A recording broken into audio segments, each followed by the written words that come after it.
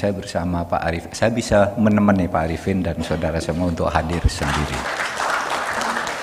Ceramah saya itu sudah ada rekamannya sebenarnya.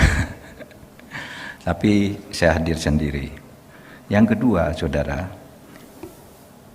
di luar kata ini pertambangan mineral utama, saya kan cerita bahwa pada tahun 2013-2014, jejak digitalnya nanti dicari aja di Google, pasti masih ada. Itu ada informasi dari Kepala PPATK waktu itu, Abdul Somad, ya Pak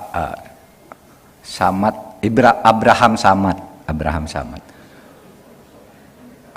yang mengatakan begini, kalau saja di dunia pertambangan ini kita bisa menghapus celah-celah korupsi, maka setiap kepala orang Indonesia itu setiap bulan akan mendapat uang 20 juta rupiah tanpa kerja apapun.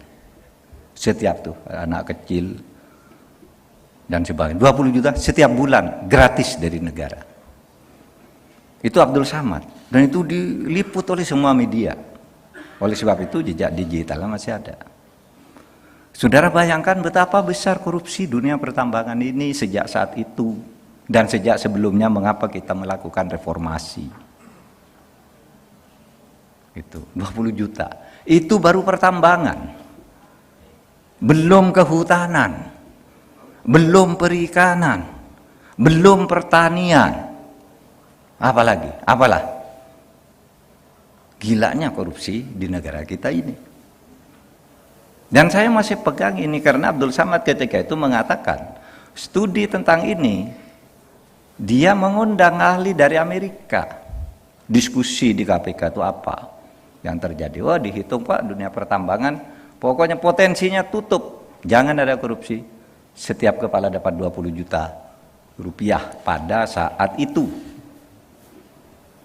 Itu yang saya ungkap kemarin ketika ribut-ribut mafia tambang, belum yang lain ya, sehingga saya katakan bahwa korupsi. Saudara sekarang noleh kemana aja ada korupsi kok.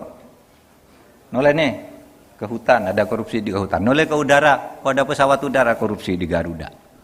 Ada asuransi, wah ada asuransi. Koperasi, korupsi.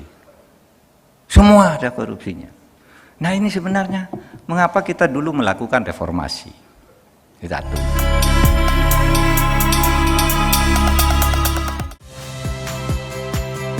Saya Magister Tarigan.